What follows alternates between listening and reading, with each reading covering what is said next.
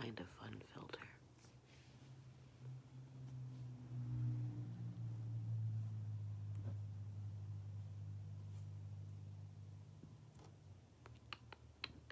What are we going to talk about today? Let's see. I have to change.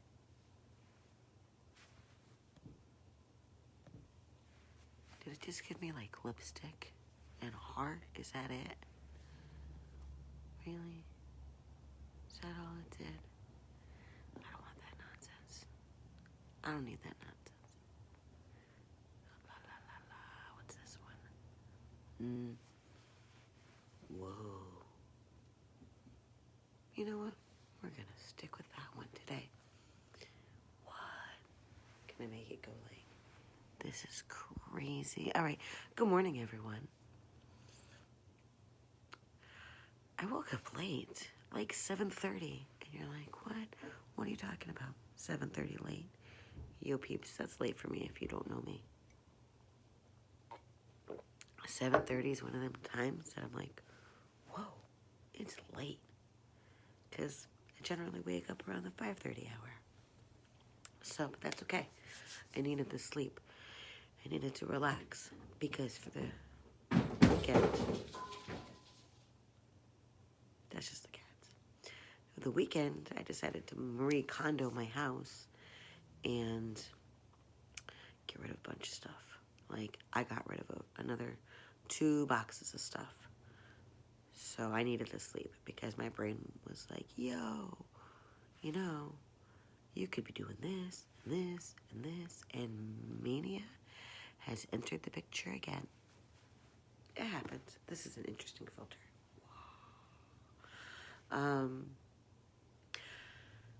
I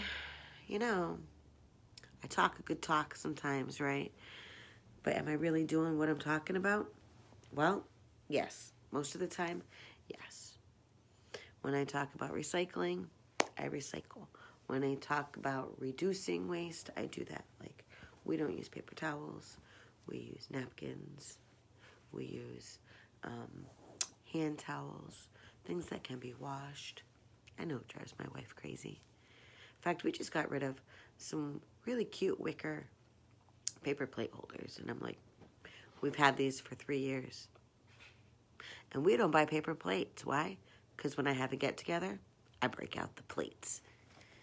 They're regular old plates. Why? Because it's okay to wash them. I don't need to be contaminating the environment with plates. Paper plates, of all things. Right? Right. So, off the paper plate holders go. And let me tell you, I am so thoroughly pleased about the size of my mohawk these days. Oh, I'm so happy about it. It's kind of doing its own floofy thing, and it's great.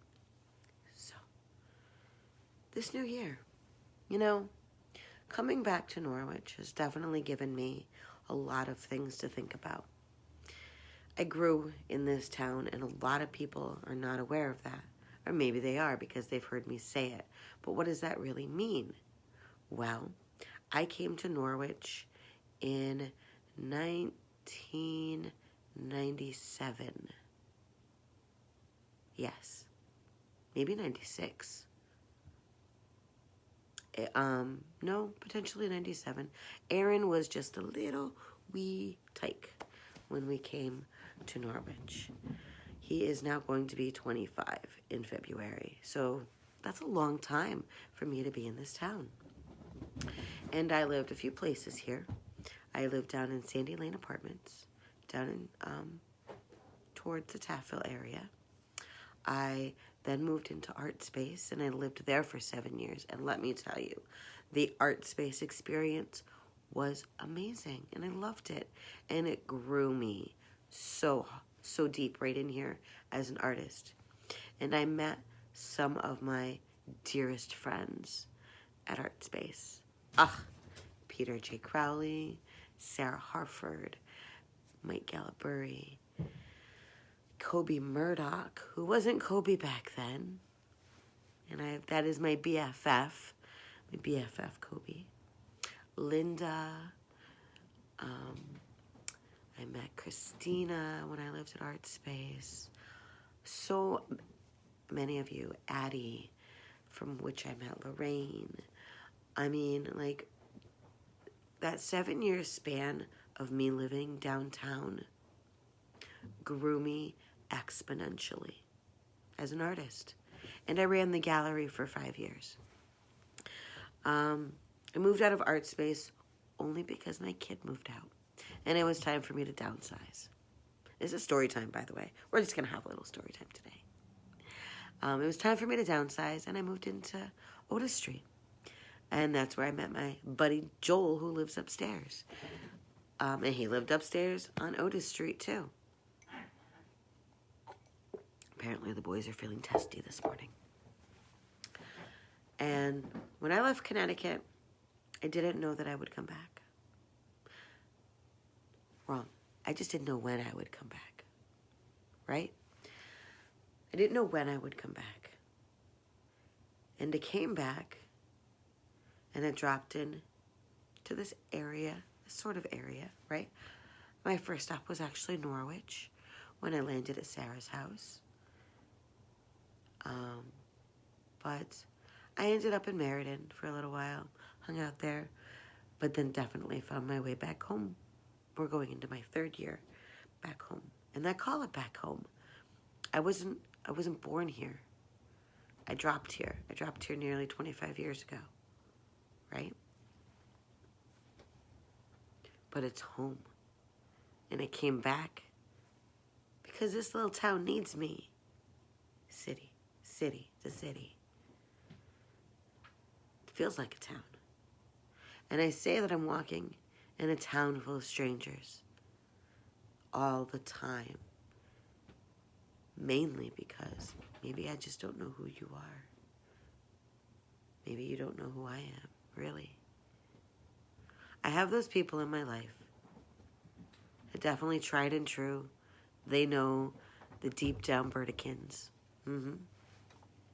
And people that have known me for 30 years because I dropped in Connecticut in 1984-ish, right? But then I dropped into Gales Ferry.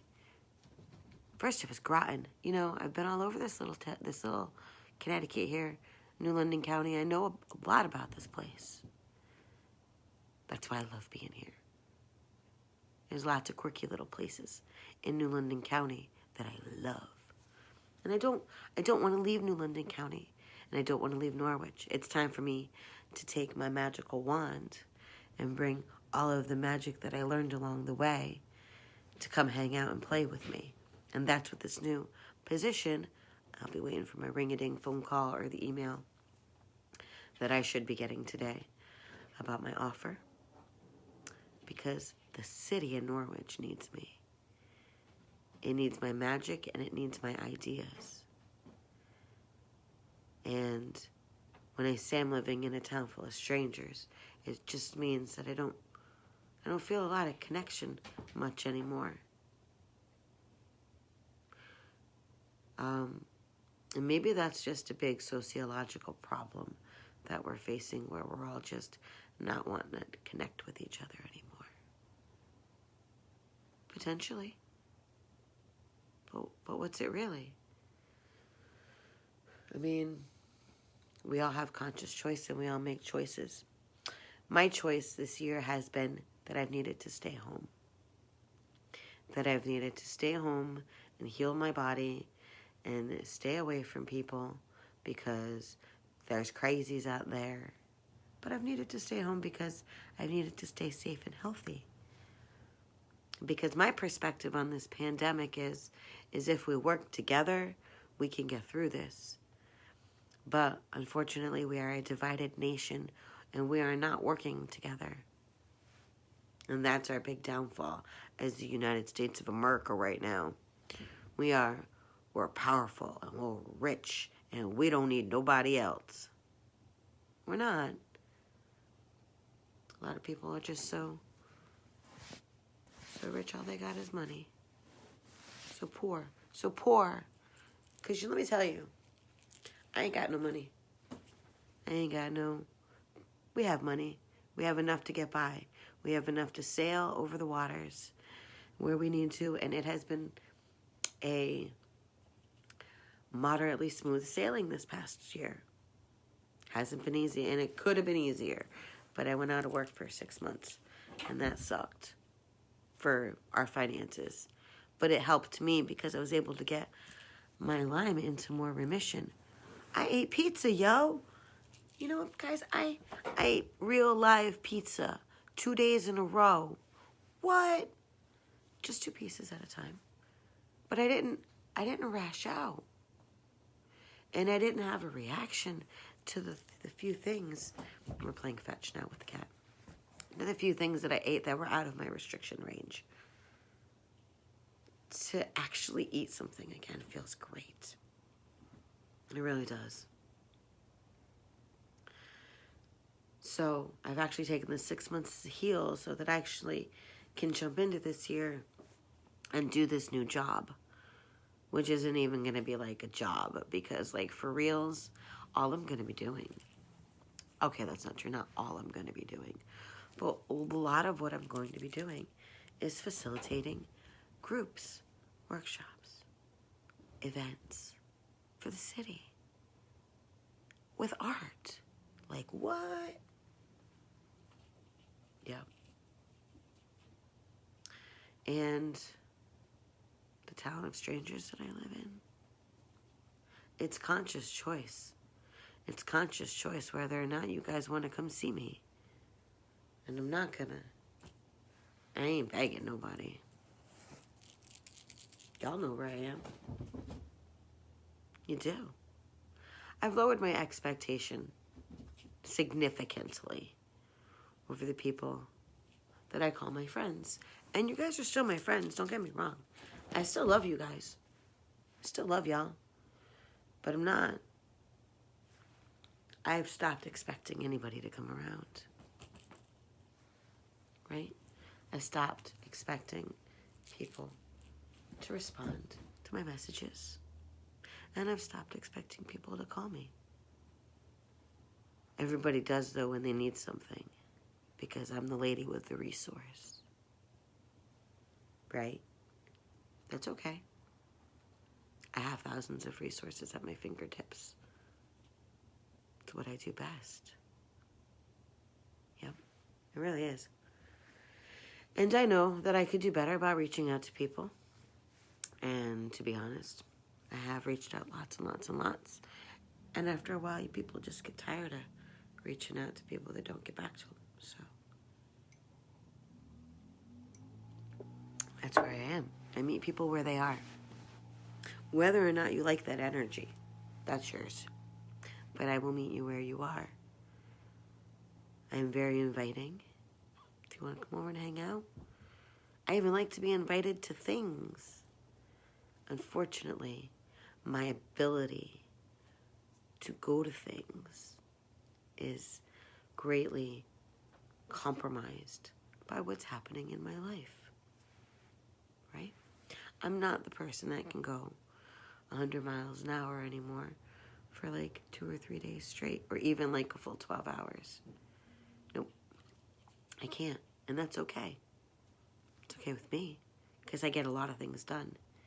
Even in my short periods of time, the 2 or 3 hour time spans where I'm able to get a lot of things done and be productive, I do that. I'm productive for myself. I'm productive for my life, and also for community. Like today and yesterday, I did a bunch of purging. My wife has been watching the purge cycle. I go through goldfish, purge, right? That's what happens. We collect, and then we purge. I didn't think I had anything else to get rid of, but I guess I was wrong. Whatever. So I'm getting rid of a bunch of stuff, and it's on the Buy Nothing Norwich page, and a bunch of people are going to be getting my stuff for free because, you know, I've always had, in the past, a to-go box by the door. All of you that have ever known me have had a to-go door. Not to-go door, a to-go box by the door. I've always had things to offer for free. And I currently don't have the space to hold a lot of things for free. And my community closet is not up and running yet. Because the Coexist Collective is still just some words on paper. And I'm breathing some air into it. We're getting there. But my team's got to come together. And I need a real team. I need a real team that's actually going to work. And the team I have is not the team I thought I came back to. Which is a very interesting thought process. So it's sort of like I'm passively interviewing for more team members because the Coexist Collective and Eco Expressions Healing Art Center needs all the people. I can't do it by myself. I can breathe all the life into it with those bags. You know, those accordion bags. No. But really, it's all on paper. It's getting on paper. But in April, I should have all of my books back. I should have all of the concepts back. My Finding Your Voice journals that I started writing up and mocking out. We'll need some round table discussions around here. And need some idea boards. I need some chat sessions. And because none of this works in a vacuum. Ideas happen collaboratively in circles of people of like minds. And that's how they're the strongest. In the spring, we should be able to get together again. Hang out in the yard. If we have to socially distance, that's where I am. My part in this pandemic is I just want to survive. Right? It's kind of where we all are. And we're all trying to do the right thing. But I ain't going anywhere, so don't worry about that, people. Do not worry about that. Magical Birdikins is here to stay for a while. I got at least another 30, 40, 50 years out here. Maybe. Who knows? All right. Well, thank you, everyone. Stay magical, and thanks for watching. Hope you have a lovely day. Tell me what you think right there in the comments. Talk to me. Seriously. Tell me what you think. Check it on the replay. Go drink some coffee. Relax. Listen to the whole thing. And then drop your comments down in there. All right? Thanks so much. Have a magical day, and we will talk soon.